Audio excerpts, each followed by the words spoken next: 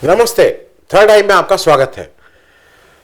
पश्चिम बंगाल का चुनाव, इन जो 5 जगह चुनाव हो रहे हैं उसमें सबसे इंटरेस्टिंग पश्चिम बंगाल है, क्योंकि तमिलनाडु और केरल में बीजेपी की दृष्टि से अब वहाँ लड़ने लायक भी नहीं है। वो मेरे ख्याल में वहाँ उनके लिए कुछ नहीं बचा है। असम में उन्होंने, इसमें कोई दो राय नहीं है कि जो भी कांग्रेस उनको टक्कर दे पाती, लास्ट मिनट जिस तरह से वो एक डिफेक्शन इंजीनियर करते हैं, पार्टी में टूट करते हैं, वो उसमें कामयाब काफ़ी हद तक रहे हैं। अब क्योंकि चर्चा ये होने लगी है कि राहुल गांधी का केंद्रीय नेतृत्व तो मजबूत है, ठीक है नहीं ठीक है, ये सब बातें हो गई हैं बॉलोडोलई के जानने से। लेकिन वेस्ट बंगाल अभी भी ऐसा है जहाँ पे बीजेपी अपना छोड़ नहीं रही है। उसको मुख्य बात यह है कि 42 सीटों वाले बंगाल पे उसकी नज़र है। विधानसभा से ज़्यादा, चूँकि बीजेपी एक समय 18 सीटें वहाँ से लाई थी लोकसभा में, उसको लगता है कि ये एक ऐसा प्रदेश है जहाँ पे अगर थोड़ी मेहनत की जाए तो भले ही विधानसभा में ममता बनर्जी आ जाए, लेकिन लॉन्ग टर्म वो लोकसभा के लिए अपनी स्थिति मजबूत कर ले। और शायद इसी को ध्यान में रखते हुए तमिलनाडु से रवि को यहाँ लाया गया है, जो कि आईपीएस तो हैं ही, लेकिन बुरी तरह से वो बजाय राज्यपाल का दायित्व निभाने से ज़्यादा वो बीजेपी पार्टी की इंटरेस्ट सर्व करते हुए ज़्यादा नज़र आते हैं। यहाँ पे जो सबसे बड़ी बात हुई, जैसे ही इलेक्शन अनाउंस हुआ उसके 12-14 घंटे के अंदर इलेक्शन कमीशन एक्टिव हो गया। उससे सबसे पहले चीफ सेक्रेटरी, फिर होम सेक्रेटरी, फिर डीजीपी, फिर पुलिस कमिश्नर कोलकाता, और जो लास्ट खबर थी तब तक उसने 11 जिलों के डीएम, करीब 30 जिलों के पुलिस अधिकारी और तमाम आईएएस और आईपीएस अफसर की ड्यूटी प्रदेश से बाहर ऑब्जर्वर के रूप में लगा दी। हालांकि उस पर शायद रोक लगी है कुछ लोगों की बाहर जो ड्यूटी जा रहे थे उसमें कुछ की रोक लगी है, लेकिन वो पूरी तरह से एक 15 साल का जो ममता बनर्जी का शासन है, अगर 15 साल से किसी का भी शासन है, तो वहाँ की ब्यूरोक्रेसी को अगर आप कमिटेड ना भी बोलें, लेकिन वो एक उसमें रच बस जाती है। अब बहुत से लोगों का ये कहना है कि भाई ये तो इलेक्शन कमीशन की प्रिविलेज है, और अगर उसको लगता है कि कुछ गड़बड़ है तो उसको चेंज कर देने में इसमें क्यों आप डिबेट कर रहे हैं। देखिए, 2-3 चीज़ें हैं। पहली चीज़ ये है, या तो एक ये कानून रहे कि जब इलेक्शन अनाउंस हो जाएगा उसके बाद, इसमें कोई बुराई नहीं है वैसे, उसके बाद जितने डीएम हैं हर स्टेट में, वो इलेक्शन कमीशन अपने हिसाब से उनको सर्कुलेट कर देगा, इधर का उधर, उधर का इधर कर देगा। तो ये भी एक कोई खराब बात नहीं रहेगी कि डीएम को पता है कि इलेक्शन के समय हम यहाँ नहीं रहेंगे, स्टेट गवर्नमेंट को भी पता है, तो उसको वो चर्निंग कर दे, लेकिन फिर सब स्टेट में करे, सेलेक्टिवली पिक एंड चूज ना करे। क्योंकि आप जब बंगाल में करते हैं तो आप लिखते हैं कि भाई ये भाई साहब जिनका भी किया जा रहा है इम्पार्शियल नहीं रहेंगे, तो एक तरह से एक एस्पिरेशन, आप उनके ऊपर एक आरोप लगा रहे हैं, क्योंकि अगर वो इम्पार्शियल नहीं है तो बाकी चीज़ों में भी इम्पार्शियल नहीं है। मेन बात यह है कि पश्चिम बंगाल में बीजेपी अभी तक सेंध नहीं लगा पा रही है। अच्छा परफॉर्मेंस की, सब कुछ की, लेकिन सत्ता से बहुत दूर है। कुल 292 सीटें हैं, 292, उसमें से 146 सीट जिसके पास होगी वो मेजॉरिटी आएगी। ममता बनर्जी 146 से बहुत आगे हैं। जब पिछला चुनाव हुआ था तो उसमें 292 में 215 ममता बनर्जी और 77 बीजेपी को मिला था। अब जो अभी मैं एक चीज़ आपके साथ डिस्कस करना चाह रहा हूं, और जिसको किस तरह से मैनेज किया जा रहा है और किस तरह से ये अभी जो दिख रहा है, बीजेपी पार्टी से ज़्यादा जो इलेक्शन कमीशन है वो ज़्यादा एक्टिव हो गया है एज बीजेपी के इंटरेस्ट को सर्व कर रहा है। अब मैं एक छोटी सी चीज़ बताऊँ, 11 जिलों के में उन्होंने डीएम बदले हैं। मैं एक छोटा टेबल लगा दे रहा हूँ, उसमें से 5 जिलों की सिर्फ बात करते हैं। ये 5 जिले हैं मुर्शिदाबाद, मालदा, उत्तर दिनाजपुर, साउथ 24, दक्षिणी 24 परगना और नॉर्थ 24 परगना। ये 4 मैं सिर्फ इन 5 जिलों की बात कर रहा हूँ। दूसरे कॉलम में यहाँ मुस्लिम आबादी कितनी है इसमें वो मैं दे रहा हूँ। जैसे मुर्शिदाबाद में 66% मुस्लिम आबादी, मालदा में 51%, उत्तर दिनाजपुर में 50%, साउथ 24 परगना में 36 और नॉर्थ 24 परगना में 26%। इतनी मुस्लिम आबादी है। तो एक बड़ा मुस्लिम आबादी यहाँ है। और उसका जब आप आगे चलिए तो टोटल सीट मैंने दे रखी है हर जिले वाइज, और उसमें से टीएमसी कितनी सीटों पे जीत के आई थी ये भी दिखा दिया है। उसमें से टीएमसी, जैसे मुर्शिदाबाद है 22 सीटें 20 पे टीएमसी जीती, मालदा 12 सीटें 8 पे टीएमसी, उत्तर दिनाजपुर 9 सीटें 7 पे टीएमसी, साउथ 24 परगना 31 सीटें 30 पे टीएमसी, नॉर्थ 24 परगना 33 सीटें 28 पे टीएमसी।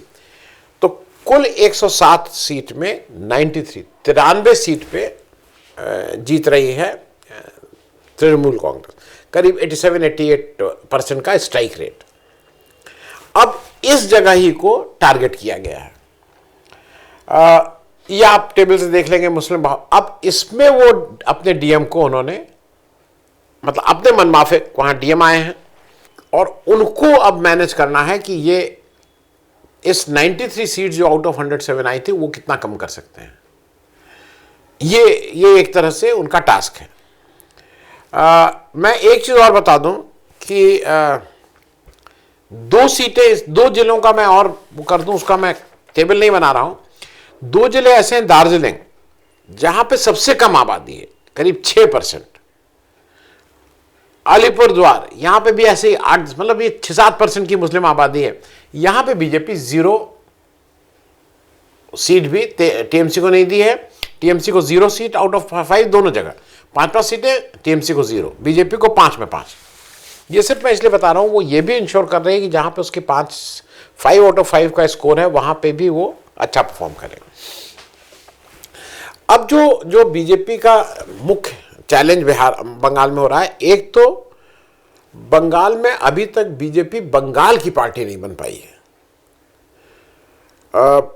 बंगाल में कांग्रेस पार्टी का शासन करीब 55-60 साल पहले खत्म हो गया था। 55 साल पहले, 55-60 साल पहले। उसके बाद वो आ नहीं पाई कांग्रेस। लेकिन आज भी कांग्रेस के पास बंगाल के कुछ लीडर हैं। बीजेपी कहीं से भी बंगाल का उसका मिजाज नहीं हो पाया। आज भी बंगाल में वो गुजरातियों की पार्टी मानी जाती है, ये 2 गुजरातियों की पार्टी है। वो बंगाल की पार्टी आज तक नहीं बन पाई और यही उसके लिए मुश्किल होता है। अनलाइक यूपी में मोदी जी तो बनारसी हो गए हैं भाई, अमित शाह भी अब ये हैं, लेकिन बंगाल ने उनको अभी तक स्वीकार नहीं किया है। दूसरा जो सबसे बड़ी बात यह है कि उनके पास कोई वहां लीडरशिप नहीं है जो ममता बनर्जी को चैलेंज कर सके। ममता बनर्जी छोड़ दीजिए, अभिषेक बनर्जी को, मतलब कोई लोकल लीडरशिप ये लगे कि भाई हाँ ये लीडर, वो नहीं है। ममता बनर्जी इन सबके सामने मतलब बहुत ही बड़ा, बाकी सब बौने नजर आते हैं। आप किसी को भी बीजेपी का लीडर देख लीजिए। एक चीज मैं और कहूँगा, बंगाल बहुत सेंसिटिव है कुछ मामले में, अपनी अस्मिता के बारे में, अपने बेसिक जो उसको एवरेज बंगाल में जो लोग रहते हैं उनका एक प्राइड है बीइंग अ बंगाली। और जब बीजेपी रूल्ड दिल्ली में ये कहा जाता है कि अगर तुम बांग्ला बोल रहे हो तो बांग्लादेशी, और गाली के रूप में बांग्लादेशी, तो ये उस बंगाली प्राइड को कहीं ना कहीं हर्ट करता है। और शायद इसको वैसे तौलना मुश्किल है, लेकिन इसकी वजह से इसका एक्सप्लेनेशन आज तक बीजेपी नहीं दे पाई है। एक चीज मैं और कहूंगा, बंगाल एक ऐसी जगह है जहां पे इंडिया गठबंधन नहीं है।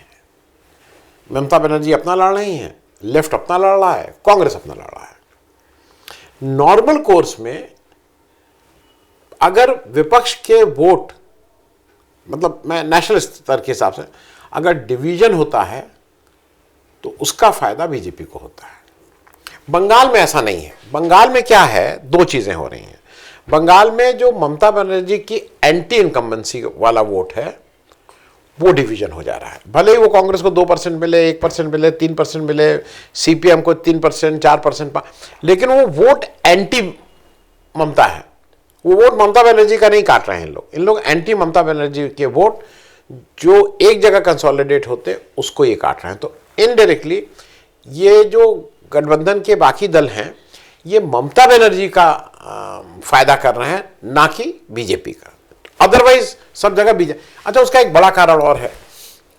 कुछ स्टेट पे हमने देखा कि जिसको कहा जाता है ना कि ये बीजेपी की बी टीम, बीजेपी का, इसके खड़े होने से बीजेपी का फायदा, वो साफ साफ दिखता है कि उनके उम्मीदवार बीजेपी के अनुसार खड़े होते हैं। उम्मीदवार चेंज किए जाते हैं लास्ट में, क्या चाहिए है तो इससे बीजेपी का फायदा होगा तो इसको हटा के इसको लगा। ये साफ साफ दिखता है, इसके तमाम उदाहरण हैं।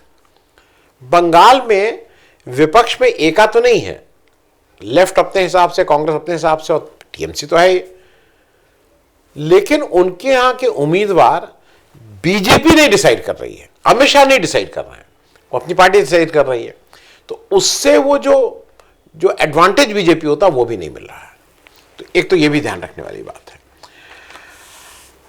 एक दो चीजें और हैं कि ममता बनर्जी ने बहुत से योजनाएं चलाई हैं, उसका कितना फायदा है ये तो देखने वाली बात होगी। लेकिन जो एक सबसे बड़ी बात है इस इलेक्शन में, और इसका प्रश्न चिन्ह होगा जब वो आ जाएगा, सुप्रीम कोर्ट के सामने कई महीनों से मामला चल रहा है एसआईआर को लेकर। जब इलेक्शन अनाउंस हुआ है उस दिन भी 60 लाख वोटरों का, मैं वो उन वोटरों की बात नहीं कर रहा हूं जिनके नाम परमानेंट कट गए, नाम तो कट गए वो अलग है, लेकिन 60 लाख वोटरों का जो कागज है वो सत्यापित होने हैं, वो अभी उनका वेरिफिकेशन होना है। वो वेरिफिकेशन जिस दिन इलेक्शन अनाउंस हुआ तब तक नहीं हुआ था। 60 लाख को कह रहे थे हम कर लेंगे, लेकिन जब इलेक्शन आएगा, जिस दिन लास्ट डेट ऑफ नॉमिनेशन या जिस दिन वो होगा उस दिन तक, ये एक बड़ा चैलेंज है। और मेरा अपना मानना यह है कि वो 60 लाख वोटरों में जेन्युइन वोटर भी बाहर रह जाएंगे, इस वोट में मत देने से वंचित रह जाएंगे। और ये भी मेजॉरिटी तय है कि ये सारे वोटर का मेजॉरिटी टीएमसी के वोटर होंगे, वो बीजेपी के वोटर नहीं होंगे। क्योंकि जब गलती होती है, कोई भी गलती, कोई भी वो, उसकी एडवांटेज हरदम बीजेपी को मिलती है।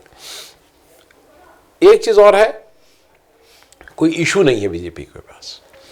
बीजेपी के लिए बहुत कन्वीनियंट था कि अगर युद्ध हो रहा है बीजेपी उसमें कुछ करती, पुलवामा और ये सब कर रही थे।